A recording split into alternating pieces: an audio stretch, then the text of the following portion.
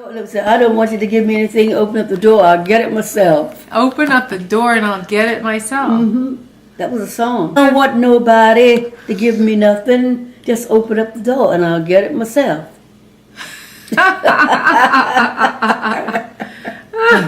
Any song that came out, I knew it and sang it. The songbird. That's what that was called, songbird. Yes, indeed. I am here at the home of my Aunt Lillie, the matriarch of my mom's side of the family. I am one of over 50 nieces and nephews who love her. This is not an abandoned house, as the court-appointed guardian alleged. The home, which my aunt designed, is well kept with a lot of love inside. There is healthy food in the refrigerator and constant laughter and song surrounded by family. She is still a fashionista with her color-coordinated outfits and her shoe collection to match. From a small town in North Carolina, Aunt Lillie worked all of her life since she was 6 years old. Always self-reliant and determined to better herself, she eventually earned a doctorate and became supervisor of instruction for the public schools in Montgomery County, Maryland. She retired to Palm Coast, Florida, over 20 years ago with her college sweetheart, who had also been an educator. After her husband died, she created a living revocable trust for the money they had saved. With her only son having had a kidney transplant, she felt hopeful for his future and named him as beneficiary and included his daughter. After her son died, the estranged granddaughter joined forces with a family friend to deem Aunt Lillie incapacitated and take over her assets. The initial evaluation for incapacity happened when she was held captive for 8 months at the home of this family friend. We found out later she had been medicated. She finally escaped by calling 911 and immediately drew up a new trust, removing the granddaughter. Although valid, this trust is still not being recognized. Since 2012, my aunt has been caught in the Florida Elder Guardianship web, a process that seems to support the predator and is so vicious that it's been called isolate, medicate, steal the estate. 3 good doctor's reports that could have given her rights back and end this systemic abuse went stale through this legal shell game. There have been over a dozen lawyers and others invoicing against her assets, and yet the court-appointed guardian failed to pay my aunt's basic bills for 3 months. Aunt Lillie had no hot water for 3 weeks, and the water and TV service were both cut off. She was not given a penny of her own money for food or personal living expenses. Despite a complaint of neglect filed with the Florida Elder Abuse Hotline and multiple Florida agencies, nothing was done. On August 30th, 2016, Aunt Lillie was taken in a deceptive manner from a doctor's appointment.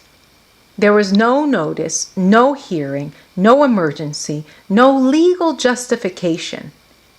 While her niece was filling out paperwork in the other room, the guardian, an attorney ad litem, who is supposed to be Aunt Lillie's advocate, shuffled her out and placed her in an undisclosed location. Her 81-year-old sister and 50-plus nieces and nephews have had no contact with her since. The court agents have isolated her for months while billing against her assets. The Flagler County Court has ignored all emergency motions to return her home. On September 23, 2016, in a closed hearing while Aunt Lillie was sequestered, the granddaughter finally succeeded in declaring her totally incapacitated, stripping away her remaining rights, her right to vote and right to choose with whom to socialize. The guardian is now in charge of Aunt Lillie's person and property, like she is a modern-day slave. The granddaughter, who has been her adversary for over 4 years, is now the only one allowed to visit. We had no idea where Aunt Lillie was during Hurricane Matthew, and we missed celebrating her 88th birthday, Thanksgiving, and Christmas, moments in life that cannot be replaced. Contrary to the picture that has been painted, Aunt Lillie is not mentally frail. I went to Florida the week of July 25th, 2016 to film her, just 1 month before she was abducted. Like previous visits, she was vibrant and vocal. She had capacity and knew exactly what she wanted to do with her life and her estate. She had some prophetic and choice words to say about her estranged granddaughter and the court agents who are now controlling her life. Since the court is trying to silence her by keeping her unlawfully caged, meet the real Aunt Lillie in her own voice. Just because some people come in and try to help her steal from me doesn't mean that she's supposed to steal from me. You see? So that tells me where she's coming from. And it also tells me where she can go. You know what I mean, don't you?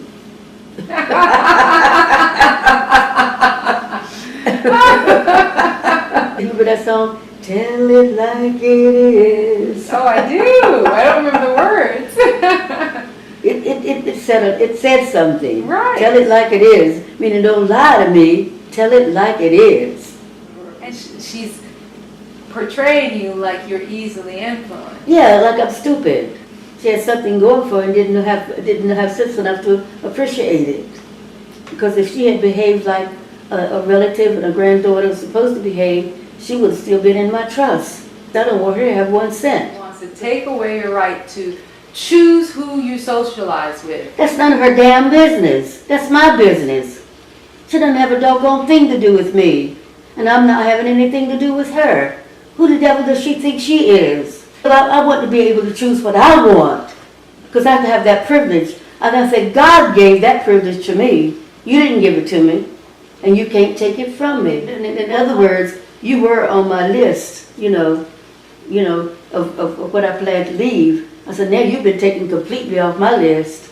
I said, your name is gone. Didn't have to do anything but behave like a human being and behave like she cared, and not try to come in and take over like I don't have any sense. I said to myself, sister, where in the world did you come from? Have you had a close relationship with your siblings? Your sister? I've always had a close relationship with my sisters. Janie, Annie, Maurice. Who else? Leanna. Mm-hmm. My brothers, Robert. Yeah, Robert Abel. And it makes me angry when they think they can go walk into someone's life and just take over everything that person has worked and earned and needs to live on now and not have to go on the government or anything. And they ought to be happy that the person is able to take care of himself even at that particular age and made provisions for it, rather than to penalize them for it. Have the devil to pay if they mess with my finances the way I've worked and tried to save to be where I am today. I'm not going to let them come in and steal what I have earned. Let them get their asses, out there and earn on their own, just like I have. And stop trying to steal from other people, especially elderly people. And I feel sorry for elderly people. I might be elderly, but I've got common sense. God has given me plenty of sense. That's right. They're interested in themselves. And if they find out you got a little bit of money, they're going to try to steal it from you and say you're incapacitated, which I'm not incapacitated at all. And then I'm going to end up having to take them to court and spend more money with lawyers to put them in their places, which I should not have to do. Someone needs to speak on our behalf. The elderly people who have worked very hard to be where they are today, and that they should not be treated the way they're being treated. People come in and steal everything they got from them. So like to me, they have the doors open and ready. Come on in and take everything they got. They don't need it anyway. They're too old. God gave me sense to appoint people that I know that I can trust. I don't trust them. They're looking out for themselves. They're going to hire people who's going to want to give them my money. And I'm going to be the one that is taken advantage of, and I'm not going to let them get away with it. They don't know how to take care of it. Why do I have it? They can lie about me. They don't even know me. If they would mind their own business, then they wouldn't have time to be meddling in mine. And here you are, about to be 88 years young. This whole case happening, it's taken a lot of your time. Oh, it's taking too much of my time, and it shouldn't take any of my time. That's right.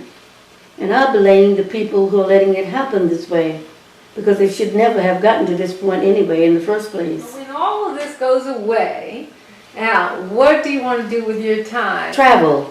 That's exactly what I've been wanting to do. To get away and go to another country for a little while. To see the world, more of the world than what I have been exposed to. Yeah. And that's not asking too much. And I think I deserve it.